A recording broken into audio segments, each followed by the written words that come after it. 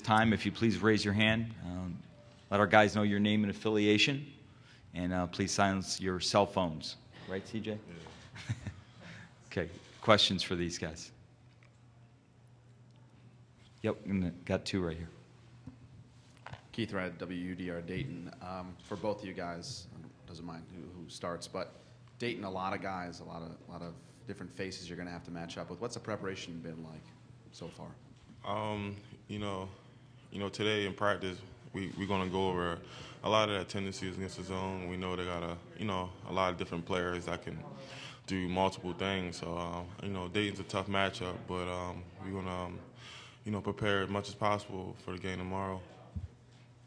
Something, Dayton is a tough matchup. We see them play a little bit at the end of the regulation against Baylor in Maui, but we didn't have the chance to watch them to play the whole entire tournament. So we're going to go to their offense and see the faces we're going to match up to it tomorrow. Go ahead. John Kostoff, WUDR Dayton. I know you guys had the game a little bit out of hand at the second half. You guys got some rest. Does that really affect you guys going into tomorrow, playing a team that plays 10, 11 guys when you guys are only playing 7, sometimes 8? Baye, you want to start on that?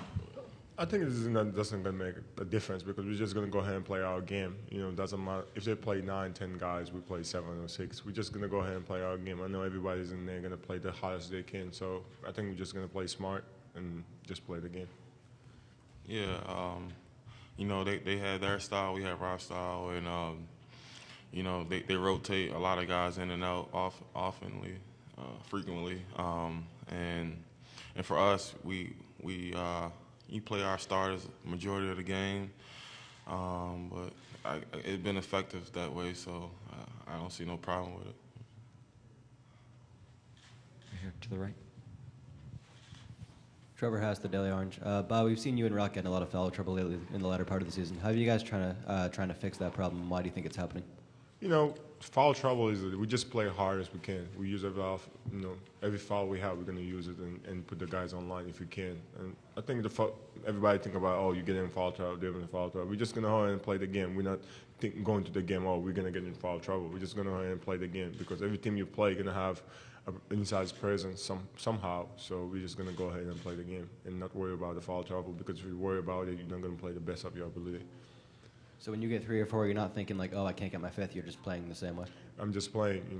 I know the way our rotation is working is kind of a little bit tough if I'm out and Rock have 4 fouls and 5th, and Jeremy might be in the playing center. But if that's what we have to do, we're going to do it.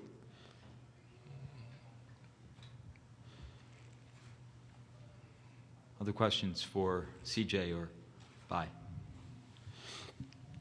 Ben Fontana, W8R Syracuse. CJ and Baye, as seniors, how do you help the younger guys prepare for playing 2 games in 3 days on this kind of stage since you've been through it before? It's tournament time, really, so you don't really need to say much. Everyone in the locker room want to win, and, and we had some, experience in the beginning of our season when we was in Hawaii, and we played 3 games, 3 days in a row, and so it's coming to this tournament, it's not a lot of time to get rest, but everyone's gonna be eager to play. Something, we started our season going to Canada and play for 3 tough games there, and after that go to Miami and play 3 other tough games, and been playing all tough games throughout the season. So I think the guys like we said, they're mentally ready and they know this tournament time. So there's not a lot of things to say. They know we everybody in the locker room is ready to play and get your rest. And I think everybody got their rest, and we're just gonna go ahead and play the game. Go ahead, Mark. Yeah, Dayton talked about the importance of getting some easy baskets against you guys. Just we get asked this a lot, but what is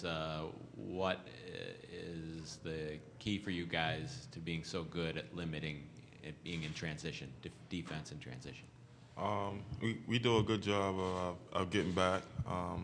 Since we play zone, we can just run back to our area, and we don't want them to penetrate our zone. So our guards do a good job of stopping fast break, and then by the time that happens, our forwards are back, and we can regroup from there. Violet, from your perspective in the Yes, same thing. You know, we play zone, so getting back is just going to be it's not going to be a challenge because everybody know exactly where they have to be. Coming down the floor, I know where I have to be right in the middle, so I don't have to worry about. And if that was man to man, we would have to worry who you're guarding. So I think, the guard going to stop the penetration, and we're just going to take our defense. If they penetrate, we're probably going to suck our defense in and just help.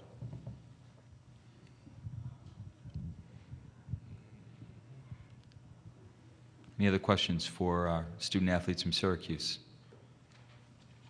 Okay, seeing none, thanks guys for your time. Good luck tomorrow. Thank you.